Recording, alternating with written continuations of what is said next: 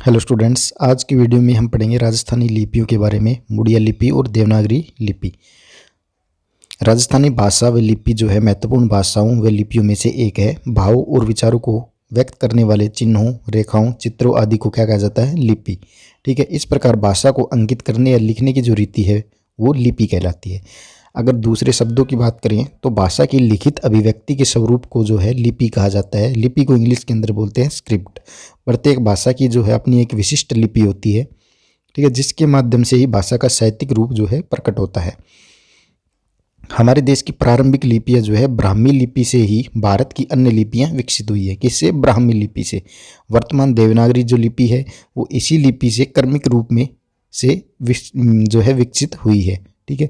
राजस्थानी भाषा की लिपि, राजस्थानी लिपि के अधिकांश अक्षर, स्वर व व्यंजन देवनागरी लिपि से मिलते जुलते हैं। मात्र कुछ अक्षरों की बनावट में थोड़ा अंतर है।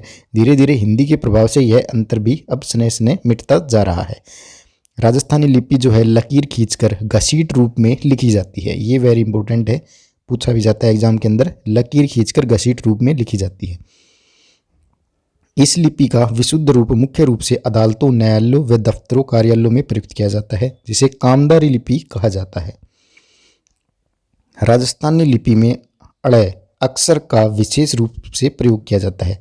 ल एवं अड़य की जो अलग अलग ध्वनियां हैं, दोनों के प्रयोग का अलग अलग अर्थ होता है। ठीक है। कैसे? जैसे गाल, गाल के अंदर लय का प्रयोग हुआ है, मुंह का भारी भाग, और गाड़, गाड़ का मतलब होता है गाली देना। ठीक है। राजस्थानी भाषा में तालव्य से एवं मूर्धन्य से की ध्वनियाँ तो हैं, परंतु राजस्थानी लिपि में इसके लिए दंत्य से का ही प्रयोग होता है। इसी प्रकार राजस्थानी लिपि में ग का स्वतंत्र संकेत नहीं है, बल्कि इसके स्थान पर ग ही लिखते हैं।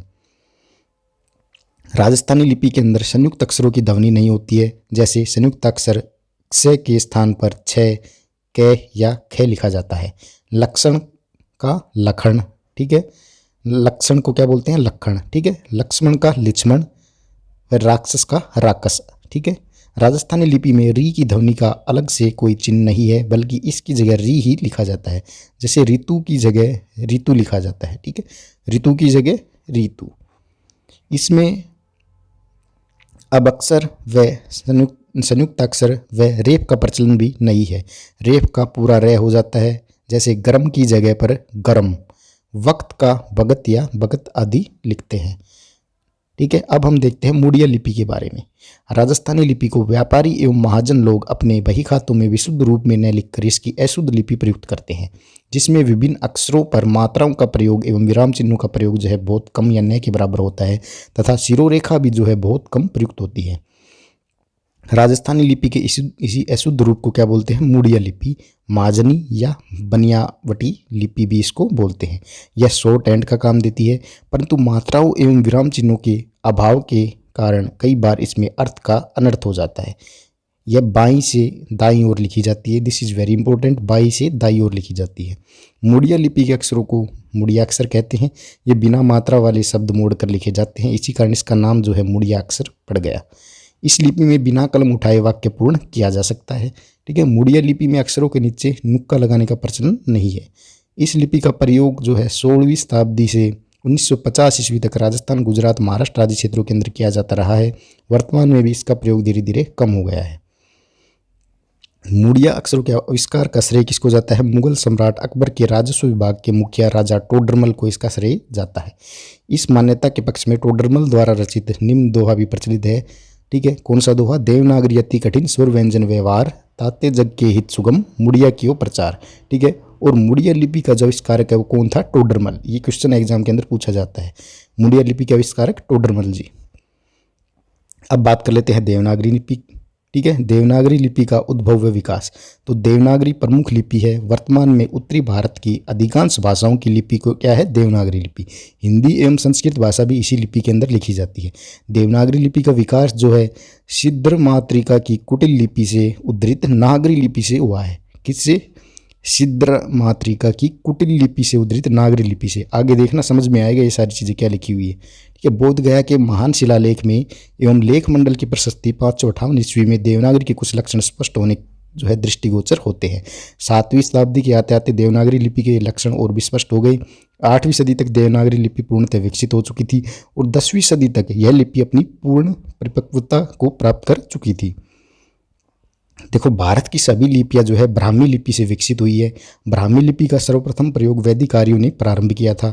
गुप्त काल के आरंभ में ब्राह्मी 2 भागों में विभाजित हो गई। किस किस के अंदर? उत्तरी ब्राह्मी और दक्षिणी ब्राह्मी के अंदर। ठीक है, अब दक्षिणी ब्राह्मी जो थी उससे आपकी तमिल लिपि, ग्रंथ लिपि और मलयालम लिपि का विकास हुआ।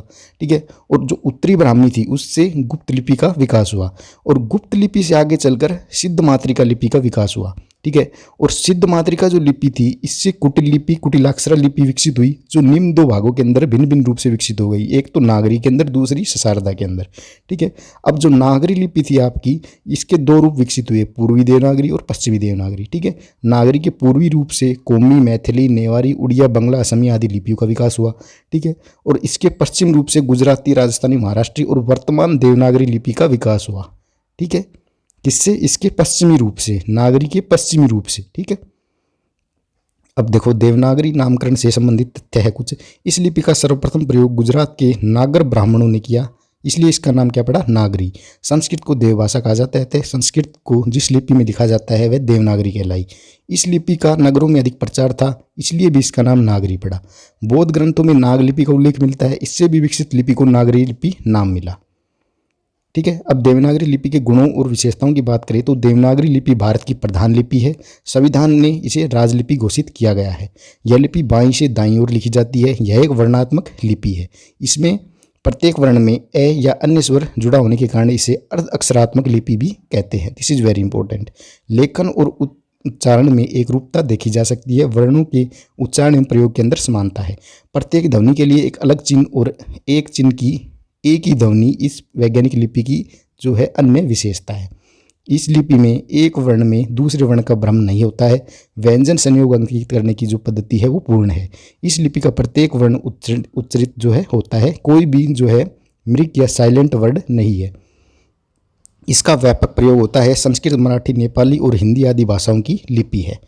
ठीक है, यह एक मात्र लिपि है जिसे कुछ विदेशी शब्दों को लिखने के लिए वर्गों के नीचे नुक्का लगाकर प्रयोग किया जाता है। देवनागरी लिपि में कुछ अक्षरों के नीचे नुक्के या बिंदु का प्रयोग इस लिपि पर फारसी लिपि का प्रभाव है। नुक्के देखो ये होते हैं, कै के नीचे जैसे ये लगा दिया, ख के नीचे बिंदी लगा दी, ग के नीचे बिंदी लगा दी। ठीक है, जय और फे के नीचे बिंदी लगा दी, इसको बोलते हैं नुक्का। ठीक है, इस लिपि की वर्णमाला जो है इसका विभाजन या वर्गीकरण पूर्ण वैज्ञानिक है। यह संसार की सर्वश्रेष्ठ एवं वैज्ञानिक लिपि है। ठीक है, देवनागरी लिपि आपकी, इसमें जो लिपि चिन्ह जिस ध्वनि का घोंतक होता है उसका नाम भी वही है। इस लिपि में ह्रस्व एवं दीर्घ स्वरूप के लिए स्वतंत्र चिन्ह है जो अन्य लिपियों के अंदर नहीं है। इस लिपि में छपाई एवं लिखाई के लिए एक ही रूप है, तो यह सबसे सुगम लिपि है और प्रत्येक ध्वनि के लिए एक अलग लिपि चिन्ह भी है।